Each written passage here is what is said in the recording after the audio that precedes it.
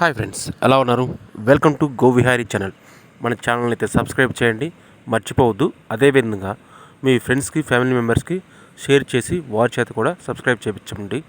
ఇక మనం ఈ యొక్క వీడియోలో వచ్చేసి భైరవకోన నుండి ఉదయగిరి కోటకి వెళ్ళే దారిలో శ్రీ గుటక సిద్ధేశ్వర స్వామి ఆలయం అయితే ఉంది.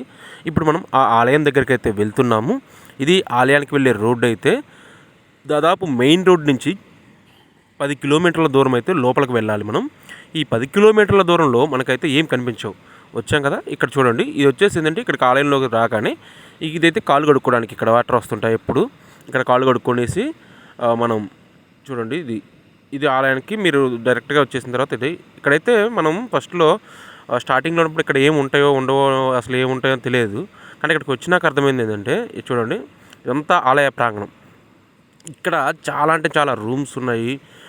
ఉండటానికి వసతులు అయితే చాలా బాగున్నాయి. ఎవరు వచ్చినా సరే ఇక్కడైతే ఉండొచ్చు, ఫ్రీగా అయితే ఉండొచ్చు అంట. ఇది వచ్చేసి మెయిన్ గర్భాలయానికి వెళ్ళే దారి. సో ఇక్కడ ఏంటంటే ఒకసారి మనం లోపలికి వెళ్ళేసి ఈ యొక్క ఆలయం ఇదిగోండి చూడండి, ఓం నమ శివాయ శ్రీ గుటక సిద్ధేశ్వర ఆలయం లోపలికి వెళ్దాం. ఒకసారి పూజారి గారిని ఒకసారి ఈ ఆలయం యొక్క చరిత్ర గురించి అయితే అడుగుదాము. పూజారి గారు అక్కడ ఉండమన్నారు. అంతలోకి మనమైతే ఇక్కడ లోపల ఆలయం లోపల చూద్దాం ఒకసారి. ఈ ఆలయం లోపల కొన్ని విగ్రహాలు అయితే ఉన్నాయి. నందీశ్వరుడు, ఇక్కడ వచ్చేసి శివలింగం ఏంటంటే ఇక్కడ అది పైన అనేది ఏంటంటే తిరుగుతూ ఉంటుంది మనం తిప్పుతుంటే. ఇక్కడ ఇదంతా ఆలయం లోపల వచ్చేసి ఇలా ఉంటుంది.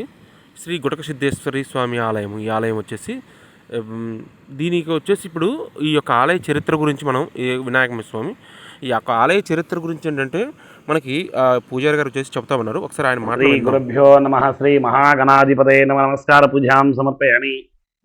త్రేతాయుగం, అగస్త్య మహర్షి కాలం. ఆ రోజుల్లో అగస్త్య మహర్షి హిమాలయాల నుంచి దక్షిణ ప్రయాణానికి వచ్చినప్పుడు ఇక్కడ మేరో పర్వతం ఉంటుంది. అగస్త్య మహర్షికి సాష్టాంగ నమస్కారం చేస్తుంది. అప్పుడు ఆ పర్వతం సాష్టాంగ నమస్కారం చేస్తానే రకరకాల జంతువులు ఉంటాయి. వాళ్ళ పెళ్ళే సిద్ధుడు. అగస్త్య మహర్షి యొక్క పేరు పెట్టాడు, సిద్ధుడు అని పేరు పెట్టాడు. ఆ పర్వతం పైన సాష్టాంగ నమస్కారం చేస్తా అని ఆయన కమండంలో నుంచి నీళ్లు చల్లుతాని జీవరాశులన్నీ మానవ రూపంలో వచ్చాయి. వాళ్ళ పేరు సిద్ధుడు పేరు చెప్పి వాళ్ళందరూ ఇక్కడే అక్షయాభ్యాసం చెప్తే ఇక్కడ ఉండిపోతారు అగస్త్య మహర్షి.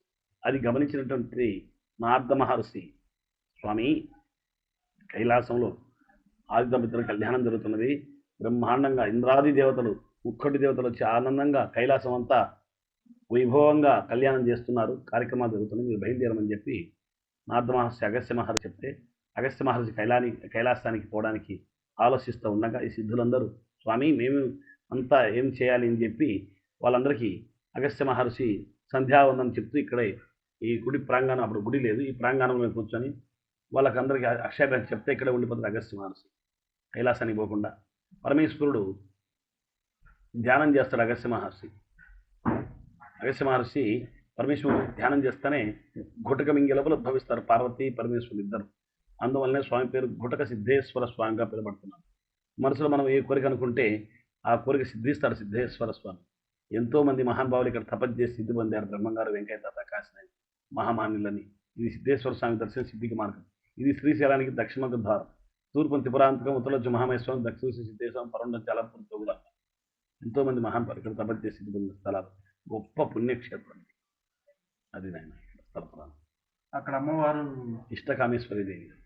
ఇష్టకామేశ్వర అమ్మవారు మనకి శ్రీశైలంలో ఉన్న ఇష్టకామేశ్వర అమ్మవారు చెప్తా. అక్కడ అమ్మవారు వచ్చేసి అయితే ఇప్పుడు పూజారి గారు ఏంటంటే ఇక్కడ గుటక సిద్ధేశ్వర స్వామి గారి గురించి చరిత్ర చెప్పారు. ఇప్పుడు అమ్మవారి దగ్గరికి అయితే వెళ్తున్నాము. అమ్మవారి యొక్క చరిత్ర గురించి కూడా చెప్తామన్నారు. ఇప్పుడు అదిగోండి అమ్మవారి దగ్గరికి వెళ్ళేదైతే ఒకసారి చూద్దాం. మనం ఇటు నుంచి వచ్చేసి మనం ఈ వైపు నుంచి అమ్మవారి దగ్గరికి వెళ్ళాలి. ఇక్కడ అమ్మవారి యొక్క ఆలయం అయితే ఉంది. ఈ అమ్మవారి ఆలయం దగ్గర నుంచి పూజారి గారు వస్తున్నారు కదా, ఒక్కసారి అడుగుదాం. అమ్మవారి యొక్క చరిత్ర గురించి చెప్తామన్నారు. పూజారి గారు ఏంటంటే అక్కడ లోపలికి వెళ్ళేసి అమ్మవారిని ఒకసారి చూపించేసి ఆ అమ్మవారి యొక్క చరిత్రని అక్కడే కూర్చొని చెప్తామన్నారు. ఒకసారి మనం ఆ మాటలోనే విందాం అమ్మవారి చరిత్ర గురించి. అమ్మవారి ఇక్కడ సిద్ధేశ్వరి దేవి.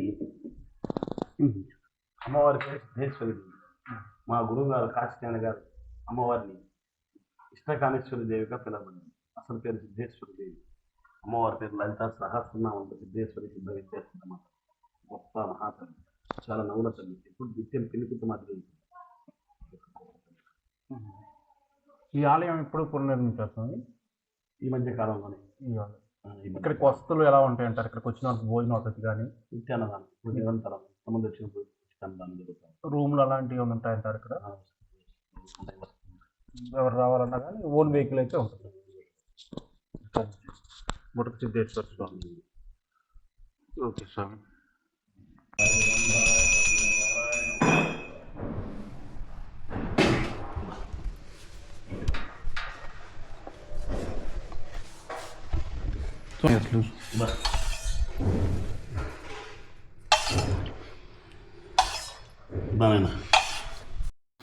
పూజారి గారు తీర్థం ఇచ్చారు కదా, ఇక ఈ ఆలయంలోనే మరొక ఆలయం అయితే ఉంది, చిన్న ఆలయం, కాశీనాయన ఆలయం.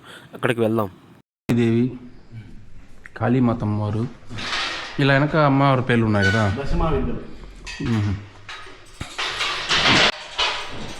అమ్మవారి శ్రీ చక్రం.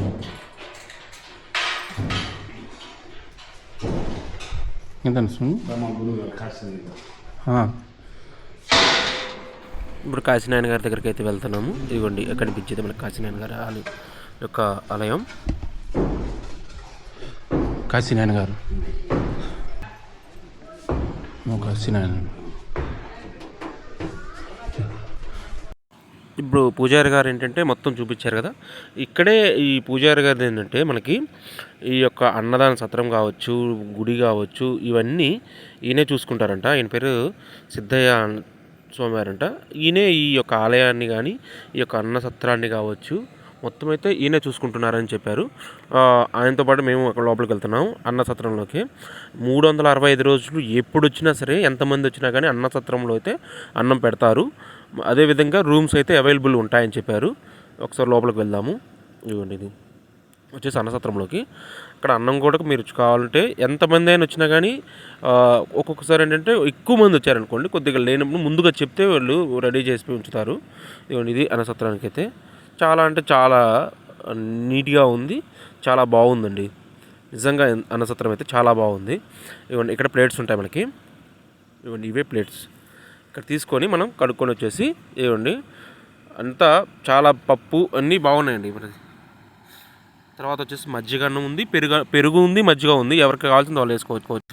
అన్నం తిని బయటకు వచ్చాము కదా, ఇదిగోండి ఇదంతా ఆలయ ప్రాంగణం. ఇదంతా ఆలయ ప్రాంగణం చూడండి. ఇది అడవి లోపల 10 కిలోమీటర్ల లోపల ఇంత బాగా చేశారంటే అసలు మనం ఎంతో గొప్పగా, అసలు చాలా అంటే చాలా గొప్పగా చేశారు. చాలా అంటే చాలా బాగుంది. వసతులు అయితే బాగున్నాయి. ప్రతి ఒక్కరికి చాలా సౌకర్యంగా అయితే అనిపిస్తుంటుంది. భోజనానికి ఇబ్బంది లేదు, ఉండడానికి ఇబ్బంది లేదు.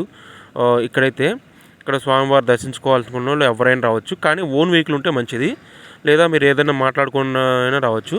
ఇదండి ఆలయ ప్రాంగణం వచ్చేసి ఇది. ఇక్కడ మెట్లు కనిపిస్తున్నాయి కదా, అక్కడి నుంచి ఏంటంటే అగస్త్య మహర్షి పైన గుహ అయితే ఉందంట. అయితే ఇప్పుడు బూట్ చేశారని చెప్పేశారు గుహని. సో ఇది మన వెహికల్. ఇక్కడైతే ఇంకొక అన్నసత్రం కూడా ఉంది మనకి లెఫ్ట్ సైడ్న. అక్కడ కూడా 365 రోజులు అన్నం అయితే ఉంటుంది. ఓకే ఫ్రెండ్స్, మరొక వీడియోలో మళ్ళీ కలుద్దాం. ఇదిగోండి, మేము దారిలో వస్తుంటే ఇలాగా ఒక చిన్న వాగైతే కనిపించింది, మునిగాము. చాలా బాగుంది. Thanks for watching. మరొక వీడియోలో మళ్ళీ కలుద్దాం. ప్లీజ్ సబ్స్క్రైబ్ చేయండి మన ఛానల్ని. మీ ఫ్రెండ్స్కి, ఫ్యామిలీకి షేర్ చేసి వారి చేత సబ్స్క్రైబ్ చేయించండి. Thanks for watching.